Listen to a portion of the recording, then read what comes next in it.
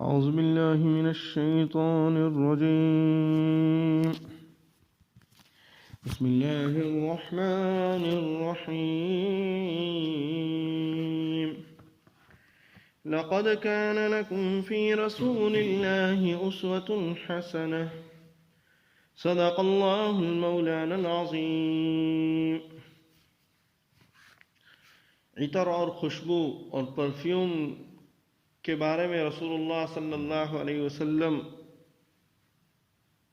کے اسوہ حسنہ کہ کن کن مواقع پر خوشبو اور پرفیوم اور عطر لگانا سنت ہے،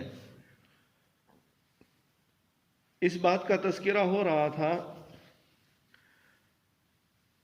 اب یہ ہے کہ اللہ کے رسول صلی اللہ علیہ وسلم کو کس قسم کی خوشبو پسند تھی۔ حضرت عبداللہ ابن عباس رضی اللہ تعالیٰ عنہ فرماتے ہیں کہ آپ صلی اللہ علیہ وسلم کو عود میں سب سے زیادہ پسندیدہ قماری تھا۔ یہ قماری ہندوستان میں پیدا ہونے والی ایک قسم کی عود یعنی لکڑی ہے، اور اس کی جو خوشبو ہے وہ اللہ کے رسول صلی اللہ علیہ وسلم کو بہت زیادہ پسند تھی۔ اور حضرت عبداللہ ابن عمر رضی اللہ تعالیٰ عنہما فرماتے ہیں کہ جب حضرت عبداللہ ابن عمر جب دھونی دیتے تو عود خالص کی اور کافور مع عود کی دھونی دیتے، اور فرماتے ہیں کہ اسی طرح رسول اللہ صلی اللہ علیہ وسلم بھی کافور ملا کر عود کی دھونی دیا کرتے تھے۔ اور لوبان کی دھونی اگربتی کی خوشبو کا استحباب بھی ثابت ہو سکتا ہے اس سے، کہ چونکہ دھونی میں کیا ہوتا ہے، دھواں نکلتا ہے۔ جب کسی چیز کو جلاؤ تو اس میں دھواں نکلتا ہے، اور وہ دھواں جو ہے خوشبودار ہوتا ہے، تو ایسے خوشبودار دھوئیں جس چیز میں سے بھی نکلے وہ مستحب کے درجے میں آ جاتی ہے۔ لہذا یہ لوبان، اسی طرح اگربتی، یہ بھی اسی میں داخل ہے، یعنی کسی چیز کو جلا کر خوشبو حاصل کرنا بھی سنت میں داخل ہے۔ آپ صلی اللہ علیہ وسلم جسم اطہر پر تو خوشبو لگاتے اور گھر میں خوشبو عود کی دھونی دیتے۔ آپ علیہ الصلوۃ والسلام جسم اطہر پر تو خوشبو لگاتے، لیکن گھر میں فرمایا دھونی دیتے تھے۔ لہذا خوشبو کا لگانا گھر میں ہو، مسجد میں ہو، یہ دھونی دینا مسنون اعمال میں سے ہے۔ فرمایا سنت کا ثواب بھی ملتا ہے اور صفائی اور نظافت بھی حاصل ہوتی ہے۔ اور حضرت عائشہ صدیقہ رضی اللہ تعالی عنہ فرماتی ہیں کہ آپ صلی اللہ علیہ وسلم کو خوشبوؤں میں سب سے زیادہ مشک اور عود پسند تھا۔ اور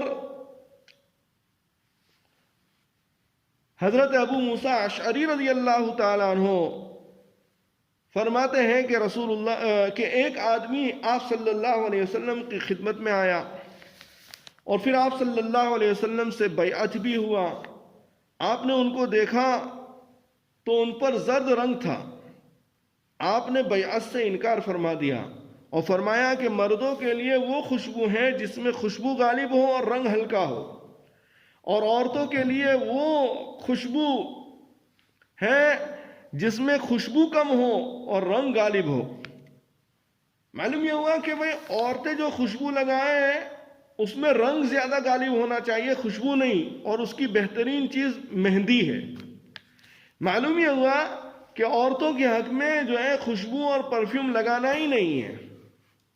عورتوں کے لیے عرب میں ایسی خوشبو استعمال ہوتی تھی کہ جس میں رنگ ہوتا تھا، جس میں خوشبو نہیں ہوتی تھی، معمولی سی خوشبو جیسے مہندی۔ اور حضرت ابو ہریرہ رضی اللہ تعالیٰ عنہ فرماتے ہیں کہ رسول اللہ صلی اللہ علیہ وسلم نے فرمایا کہ مردانہ خوشبو وہ ہے جس کی خوشبو غالب ہو۔ مرد جو خوشبو لگائیں اس میں یہ کہ خوشبو غالب ہو، ایسے جب لگائیں تو پورا مسجد کا ہال خوشبو والا ہو جائے، معطر ہو جائے۔ اور زنانہ خوشبو وہ ہے جس کا رنگ غالب ہو اور خوشبو اس میں مغلوب یعنی بہت کم ہو۔ مطلب یہ ہے کہ مرد کو رنگین خوشبو استعمال نہیں کرنی چاہیے کہ جس سے رنگ نکل آئے، اور ملا علی قاری رحمۃ اللہ علیہ نے جمع الوسائل میں یہ بات بھی بیان کیا کہ مرد کے لیے گلاب، مشک، عنبر اور کافور مناسب ہے، اور عورتوں کے لیے زعفران، سندل، اس طرح کی خوشبو جو ہے مناسب ہے۔ حضرت ابو موسیٰ اشعری رضی اللہ تعالیٰ عنہ فرماتے ہیں کہ رسول پاک صلی اللہ علیہ وسلم نے فرمایا، جو عورت عطر، پرفیوم اور خوشبو لگائے اور لوگوں پر گزرے اور لوگ اس کی خوشبو کو پائیں تو وہ زانیہ ہے۔ یعنی عورت اگر خوشبو لگا کر باہر نکلتی ہے، پرفیوم لگا کر باہر نکلتی ہے، اور اس کی پرفیوم کی خوشبو کی وجہ سے لوگ اس کو دیکھتے ہیں، فرمایا وہ زانیہ ہے، یعنی اس کو زنا کرنے کا گناہ ہوگا۔ اور ہر آنکھ جو ہے زناکار ہے، فرمایا ہر آنکھ جو ہے زناکار ہے۔ جو لوگ خوشبوؤں سے متوجہ کرنے کے لیے خوشبو لگاتے ہیں، فرمایا وہ زانیہ ہیں، لوگوں کو دیکھنے کی طرف رغبت دلاتی ہے، اور دیکھنے والی آنکھ بھی زنا کرنے والی ہوگی۔ البتہ شوہر اگر اپنے گھر میں خوشبو لگائے، بیوی اگر اپنے گھر میں شوہر کے لیے خوشبو لگائے تو فرمایا وہ لگا سکتی ہے۔ کوئی بھی خوشبو ہو، اگر بیوی جو ہے گھر میں اپنے شوہر کے لیے لگاتی ہے وہ بالکل جائز ہے، اس میں کوئی حرج نہیں ہے، محمود ہے۔ لیکن جو ہے گھر سے باہر کے لیے اس کے لیے اجازت نہیں ہے۔ اسی طرح حضرت عبداللہ ابن عمر رضی اللہ تعالی عنہما سے مروی ہے کہ آپ صلی اللہ علیہ وسلم نے فرمایا کہ جنت کی خوشبو حنا ہے، حنا۔ اور یہ حنا یا حنا حضرت عبداللہ ابن عباس رضی اللہ تعالیٰ عنہ سے مروی ہے کہ آپ صلی اللہ علیہ وسلم کی خدمت میں حنا کا یا حنا کا پھول لایا گیا تو آپ صلی اللہ علیہ وسلم نے فرمایا یہ خوشبوئیں جنت کے مشابہ ہیں۔ بلکہ یہ حنا یہ مہدی ہی ہے، گویا کہ مہدی کی ایک قسم ہے۔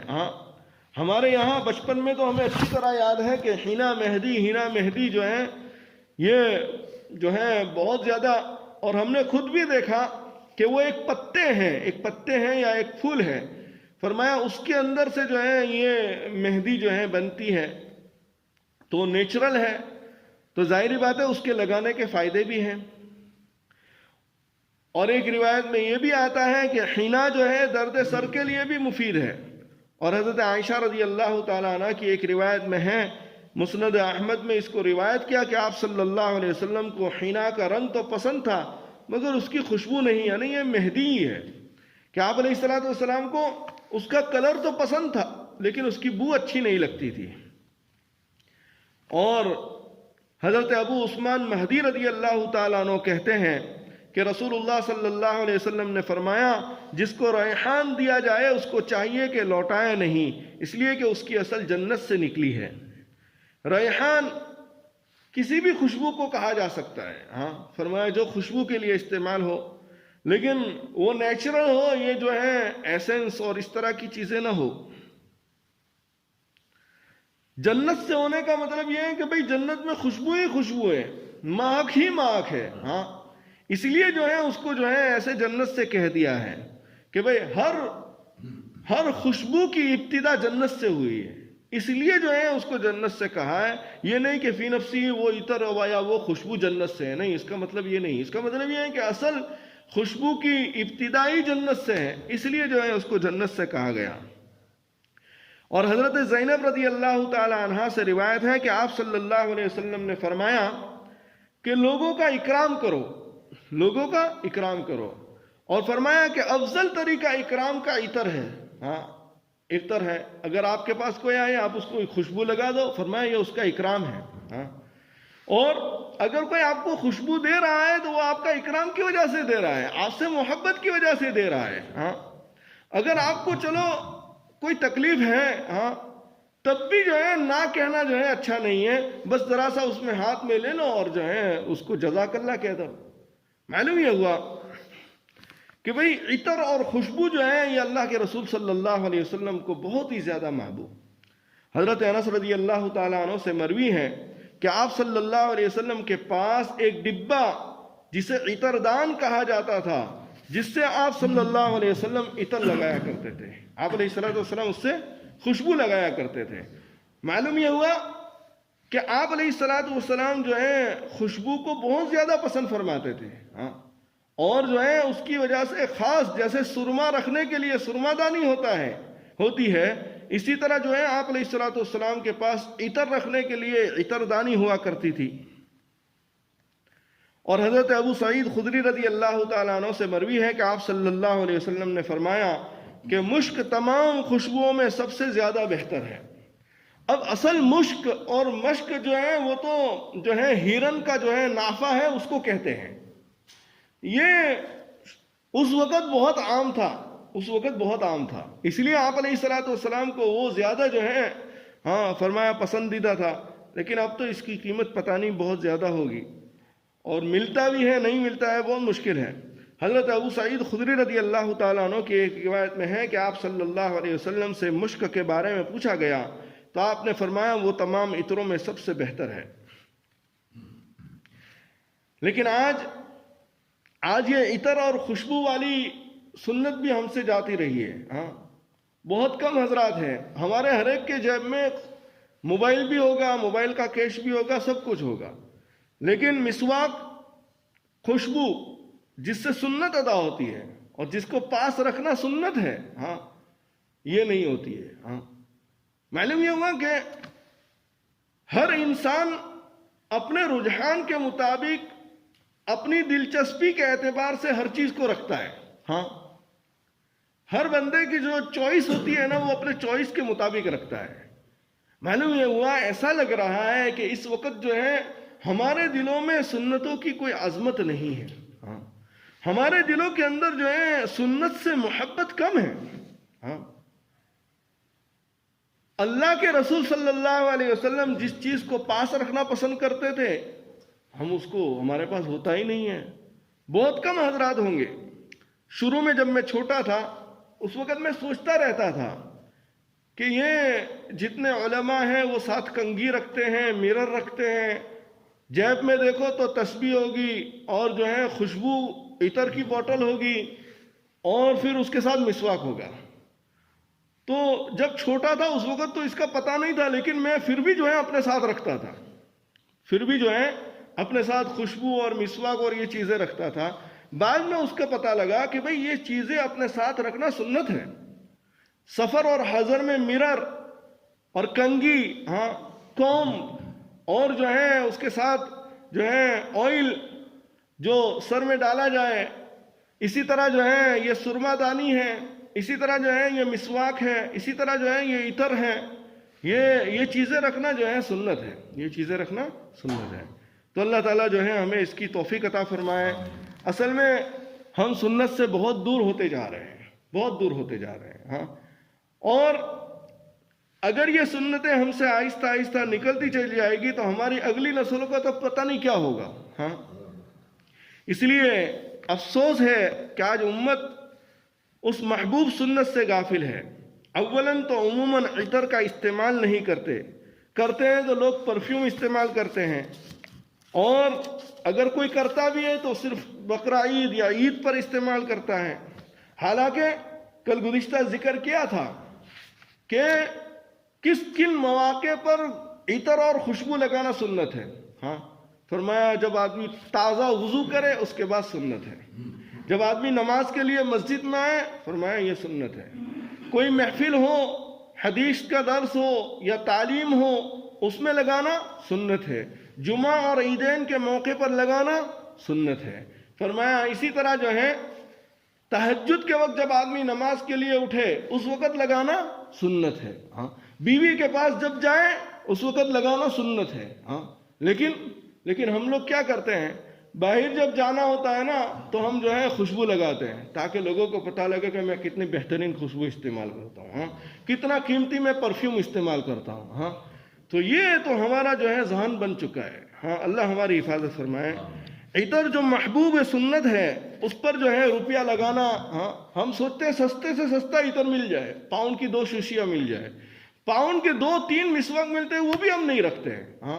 اگر جو ہے پاؤنڈ کی یہ جو ہے 2-3 عطر بھی مل جائے تب بھی ہم نہیں رکھیں گے۔ کیوں؟ کیونکہ اندر عظمت نہیں ہے۔ فرمایا جس کے دل کے اندر جس چیز کی عظمت ہوتی ہے وہ اس کے اوپر سے پیسے بھی خرچ کرتا ہے، وہ اس کے پیچھے پیسے بھی لگاتا ہے۔ معلوم یہ ہوا کہ آج جو ہے عطر جو ہے اسی طرح خوشبو چیزیں ہیں، ہاں فرمایا یہ اللہ کے رسول صلی اللہ علیہ وسلم گھر میں بھی دھنی فرماتے تھے، لیکن آج ہم میں سے کون ہے جو اپنے گھروں میں دھنی کرتا ہو، اپنے گھروں میں خوشبو لگاتا ہو، ہاں اپنے گھروں میں جو ہے لوبان اور اسی طرح کی چیزیں جو ہیں جس سے گھر معطر ہو، خوشبودار ہو، فرشتے کے لیے جو ہے، ہاں فرشتے جو ہیں گھروں میں جو ہیں آئے اور جو ہے فرشتوں کو جو ہے اچھا محسوس ہو، تو یہ ساری چیزیں جو ہیں اب ہماری زندگیوں سے نکلتی جا رہی ہے۔ ہاں ہمارے گھروں میں الیکٹرانک چیزیں زیادہ ہوتی جا رہی ہے، تو اللہ تعالی ہمیں اس سے جو ہے ہماری حفاظت فرمائے۔ اور مشک و عنبر اور عطر میں عود اللہ کے رسول صلی اللہ علیہ وسلم کو، ہندوستانی عود، ہاں فرمایا قیماری لکڑی، ایک لکڑی کا نام ہے، فرمایا وہ اللہ کے رسول صلی اللہ علیہ وسلم کو بہت پسند تھا، جو ایک لکڑی ہے عود کی، فرمایا وہ اللہ کے رسول صلی اللہ علیہ وسلم کو پسند۔ اسی طرح جو ہے سر اور داڑھی میں بھی جو ہے لگانا مسنون ہے، جب وضو فرماتے تو اس کے بعد آپ علیہ الصلوۃ والسلام جو ہے داڑھی میں بھی خوشبو لگاتے۔ لیکن اب جو ہے تھوڑا سا جو ہے یہ ہے کہ پہلے ایسا ہوتا تھا کہ بھئی یہ خوشبو جو ہے یہ نیچرل ہوا کرتی تھی، لیکن اب یہ کیمیکل والی ہوتی ہے، اس لیے جو ہے اب اگر آپ لگائیں گے تو ہو سکتا ہے بال سفید ہو جائے، ایسا نہیں کہنا پھر کہ جو ہے ہمیں بتایا تھا اس لیے ہم لگا رہے ہیں۔ بعض دفعہ جو ہے اگر زیادہ لگا دے آدمی تو اس سے جو ہے سفید بال ہو جاتے ہیں داڑھی میں۔ البتہ اگر جو ہے عطر لگانے کے بعد جو ہاتھ میں تھوڑی سی خوشبو رہ جاتی ہے، آدمی اس وقت اپنی داڑھی پر پھیر لے، تو یہ بھی مسنون طریقہ ہے۔